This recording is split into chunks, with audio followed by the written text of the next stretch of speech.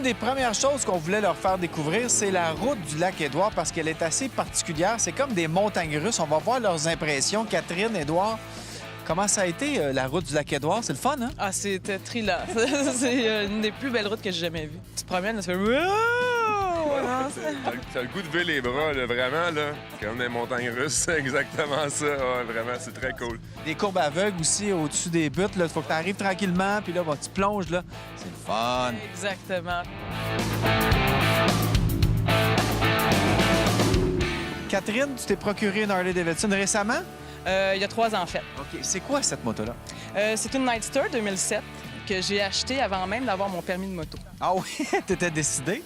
J'étais décidée. J'avais besoin d'une bonne motivation pour prendre mon permis. OK. Donc, je l'ai vu dans la shop. J'ai vu un halo de lumière au-dessus. J'ai fait ça. C'est ma moto, c'est la mienne. Pourquoi tu fais de la moto, toi? Je fais de la moto parce que ça me détend. Ah oui? Ouais, ça me met de l'air dans la tête. C'est une espèce de... presque de la méditation. Tu roules souvent avec des gars, là, ça fait quelques fois qu'on se croise, c'est avec la gang de One Land, des gars de Café Racer. Pourquoi avoir choisi cette tribu-là? C'est ça qui te rejoint? C'est la gang qui me rejoint. Je roule avec des gars, mais je roule aussi avec beaucoup de filles. Il y a de plus en plus de filles dans la communauté. En fait, dès qu'il y a quelqu'un qui roule, je me joins. Je vois que tu as fait une modification à ta moto à l'arrière. C'est pourquoi, ça? Oh my God, ça a changé ma vie. Ma CC-Bar, en fait, c'est... Rien de moins. Ça a changé, mais ça a changé ma façon de faire de la moto. Donc, j'ai rajouté une CC-Bar en arrière. Donc, maintenant, quand je m'en vais en camping, justement, je peux mettre ma tente, mon sleeping bag, mon matelas de sol. Donc, je peux tout m'équiper au complet. La moto camping, t'aimes ça? Parce qu'il y en a qui hésitent à faire ça. Ah, j'adore ça. C'est simple, tu pars avec ta petite maison sur ta moto, t'as besoin de rien. C'est la liberté totale. Puis quand j'arrive chez nous, même après, je regarde là, puis je fais comme moi, j'ai bien du stock chez nous inutile. Tu sais, dans le fond, on se rend compte qu'on n'a pas besoin de grand-chose. C'est vrai. Pâte à dents, brosse à dents, puis une couverte. Paire de bas propres, là. Parce qu'après Puis encore. une journée de moto, là, t'as le goût de changer de bas. Tout au moins. Voilà. Parfait, bien merci. Hey, ça fait plaisir.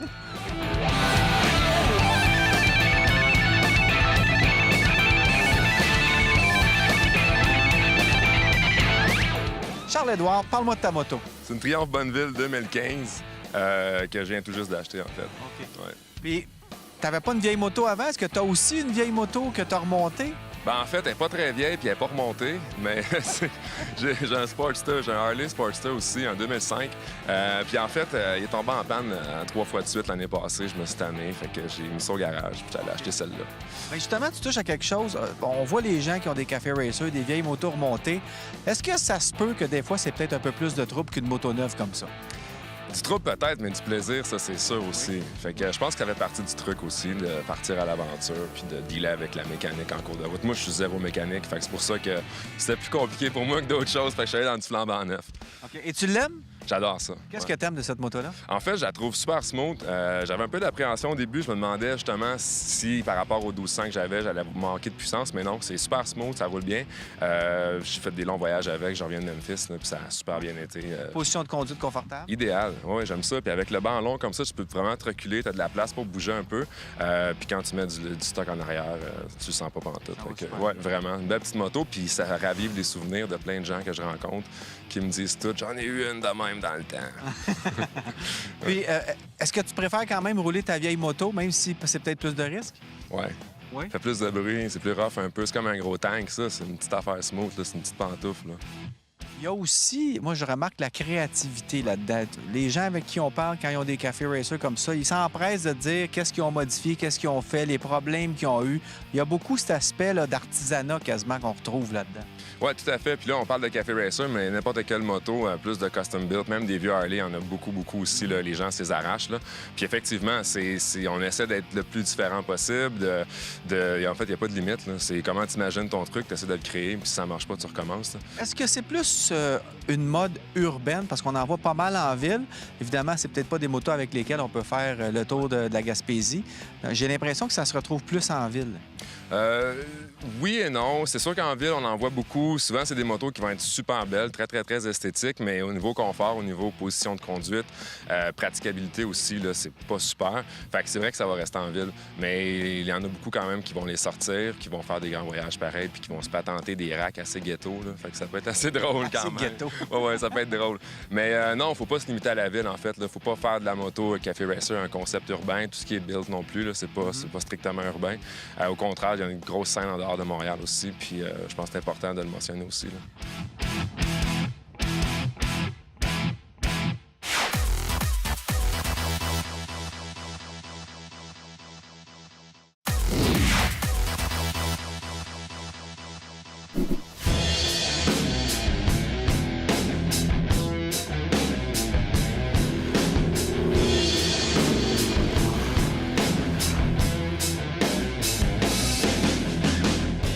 Olivier, t'es à ta première grande randonnée. On t'a trouvé une Moto Guzzi en plus. Comment tu trouves ça jusqu'à présent? Magnifique.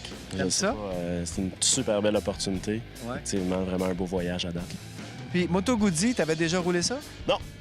Jamais roulé une Jamais. Guzzi. J'ai une vieille Yamaha, moi, une 79. Écoute, c'est vraiment pas la même chose. Et là-dessus, bon, on s'entend que ça a l'air d'une vieille moto, mais c'est une moto complètement moderne. Donc, bon moteur, bon freinage, bonne suspension. Comment t'as trouvé la position de conduite?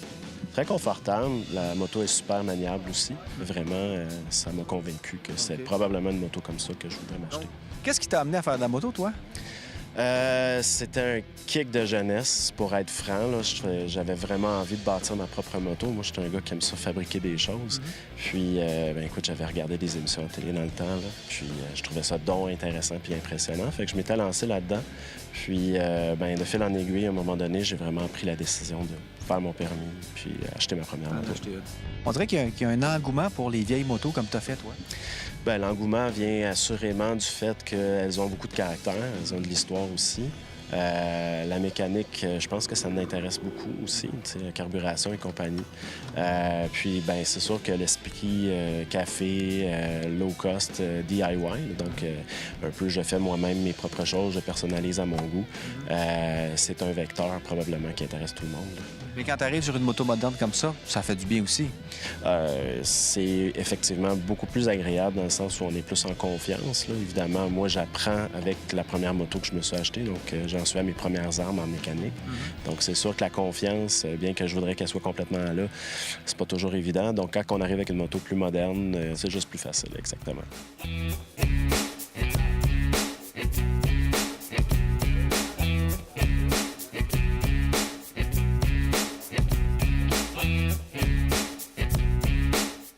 Jean-Frédéric, t'as l'air d'un gars qui roule pas mal. Tu tripes vraiment en moto. Ouais, ben je roule pas mal. Ça fait 6 ans que j'ai mon permis, puis j'ai déjà plus que 100 000 kilos de fête.